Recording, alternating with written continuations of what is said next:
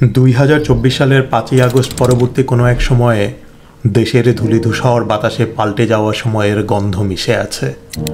কার্যত কোনো শাসন ব্যবস্থা নেই, আইন শৃঙ্খলা অচল। চারিদিকে ফ্যাসিস্ট আখ্যা দিয়ে যাকে তাকে ঘিরে শত্রুপক্ষের উন্মত্ততার ভিড়। উস্কো খুস্কো কিছু যুবক সোশ্যাল মিডিয়ায় মিথ্যা প্রোপাগান্ডা দেখে হাপিত্তেশ করে।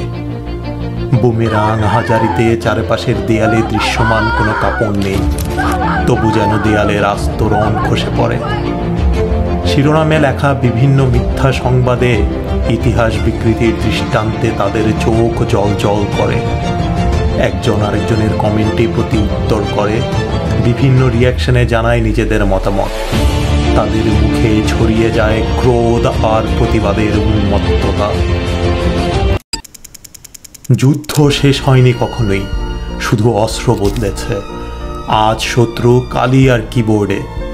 আরেকজন বলে সত্যকে ফেরাতে হবে, নয়তো ইতিহাস দাফন হয়ে যাবে দালালের ঠিকানায়। এই মিথ্যার মিথ ভাঙতে হবে, মহাকাল হোক স্থির, নিকট প্রত্যাবর্তনের খেলায় আমরাই যুধিষ্ঠির।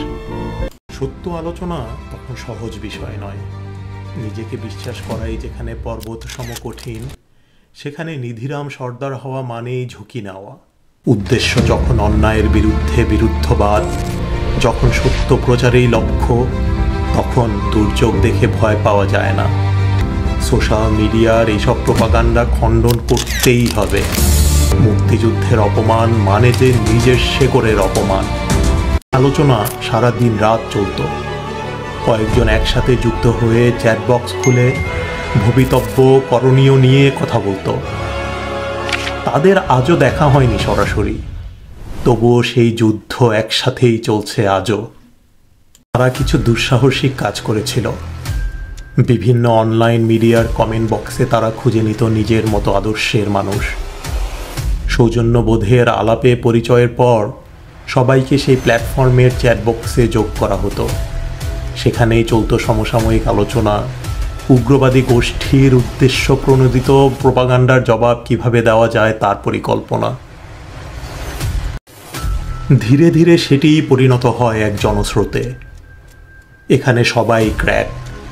এই ক্র্যাক মানে পাগল, তবে মানসিকভাবে নয়, দেশের আদর্শের জন্য অন্তপ্রাণ।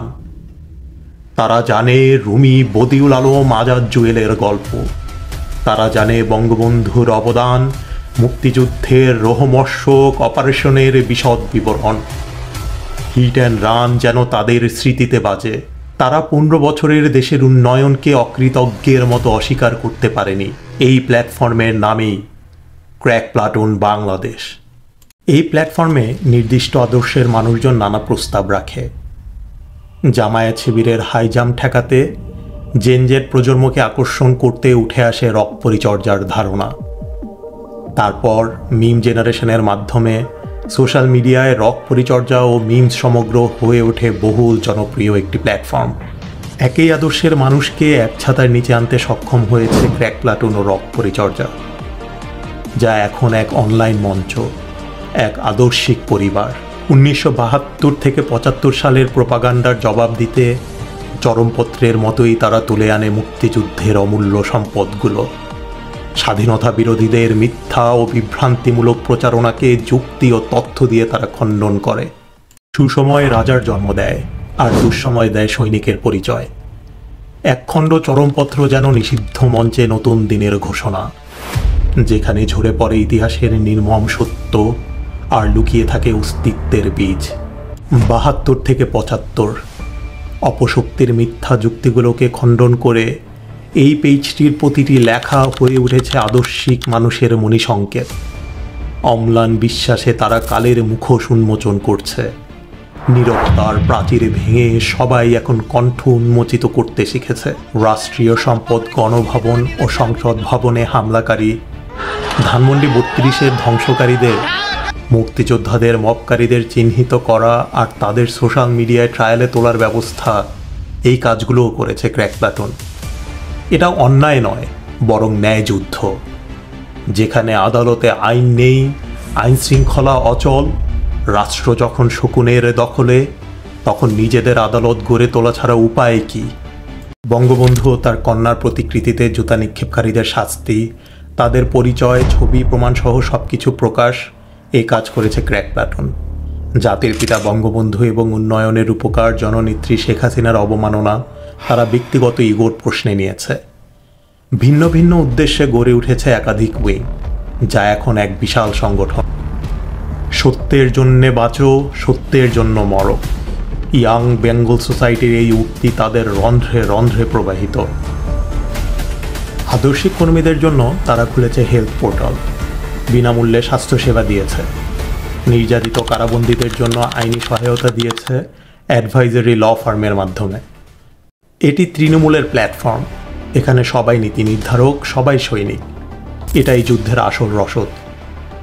কমান্ডো ফোর্সে দেখা হয় না কে কমান্ড্যান্ট, কে পদাতিক, গুরুত্ব থাকে কাজের, উদ্দেশ্যের। গুজব প্রতিহত করে, সত্য প্রতিষ্ঠার ন্যারেটিভ তৈরি করে সবাই স্বপ্রণোদিত হয়ে এগিয়ে আসে। তাদের স্বপ্ন, মুক্তিযুদ্ধের দল আবার বাংলার সিংহাসনে বসবে। এই লক্ষ্যে আবশ্যক প্রতিটি কর্মকাণ্ড তারা করেছে দ্ব্যর্থহীনভাবে। আন্তর্জাতিক মিডিয়ার নজর কাটতে তারা কাজ করেছে এক্স হ্যান্ডেল বা টুইটারে। বিদেশি গণমাধ্যমের দৃষ্টি আকর্ষণে তাদের হ্যাশট্যাগ ক্যাম্পেইন উঠে এসেছে আন্তর্জাতিক রিপোর্টেও। গ্লোবালাইজেশনের যুগে সোশ্যাল মিডিয়া শুধু ফেসবুকে সীমাবদ্ধ নয়, সেই ধারাবাহিকতায় ইনস্টাগ্রাম ও টিকটকেও ক্র্যাক প্ল্যাটুন তাদের কন্টেন্ট পৌঁছে দিচ্ছে প্রত্যন্ত অঞ্চলে। বিন্দু বিন্দু জল মিলে এখন মহাসাগর আমাদের ক্র্যাক প্ল্যাটুন বাংলাদেশ। আরেকবার স্বাধীনতার মর্ম অনুধাবন করার জন্য তাদের এই কর্মকাণ্ডকে প্রাণের গভীর থেকে ধন্যবাদ জানাই। আজ 10ই অক্টোবর, 1 বছর পূর্ণ হলো আমাদের এই অস্তিত্ব যুদ্ধের। শুভ জন্মদিন ক্র্যাক প্ল্যাটুন।